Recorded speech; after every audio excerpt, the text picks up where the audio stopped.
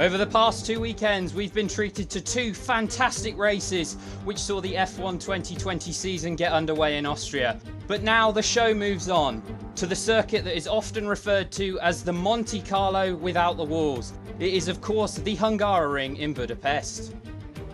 Located 12 miles northeast of the Hungarian capital, Budapest, the 14-cornered 2.7-mile Hungaroring is a fast and technical circuit.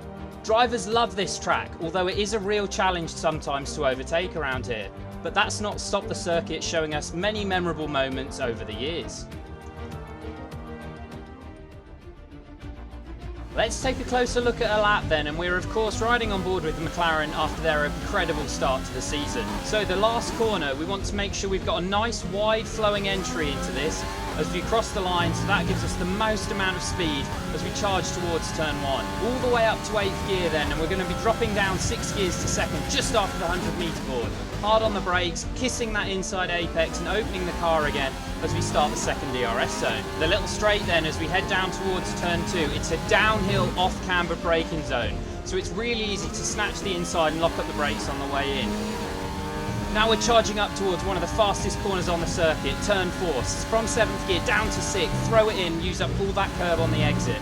Not much respite after turn 4 as we're into the long right-hander of turn 5, and then we're building up the hill towards the chicanes of turn 6 and 7. From 6th down to 3rd, kissing both of those inside apexes.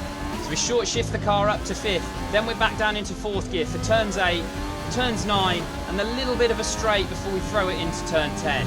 The fast right-hander of turn 11 makes up the end of the second sector as we charge towards the end of the lap. Turn 12 up next, a 90-degree right-hander, gear 3 again as we then flow the car through the exit into the final 2 corners, the 2 hairpins of turn 13 and turn 14. We want to make sure we're positioning the car coming out of turn 14 so we can carry as much speed as possible as we then head down towards the line, rounding off the end of the lap.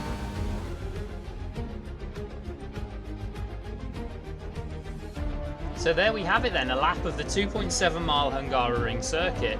You can really see why the drivers and the fans favour this track. It's a tight, twisty, technical circuit that really challenges the drivers when it comes to overtaking, as overtaking spots are quite difficult around here. I for one can't wait to see what kind of race we get here this weekend. We'll of course be expecting the Red Bulls to maybe be a little bit closer in terms of pace to the Mercedes, as the Mercedes did kind of run riot a little bit last weekend at the Red Bull Ring. I'd keep a close eye on Ferrari as well. They seriously underperformed in the past 2 races. They're sitting 5th in the Constructors' Championship and they've got a lot of work to do in order to get that SF1000 back up to the front of the grid.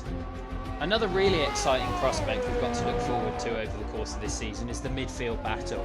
It's looking really close between the likes of McLaren, Renault and Racing Point.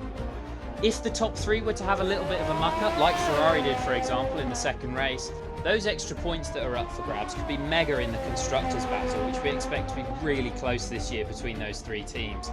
McLaren are maximising those extra points as well, as in the past 2 races they claimed both the fastest laps. Lando Norris of course claimed the first one with that incredible final lap to get him onto the podium, and Carlos Sainz claimed the other fastest lap from the second race, although he only finished 9th, but that's still a strong points haul from McLaren, who are currently sitting 3rd in the Constructors' Championship. Anyway, I hope you've really enjoyed this circuit guide for the Hungaroring. Let me know what you think down in the comments below, and I'll see you in the next one.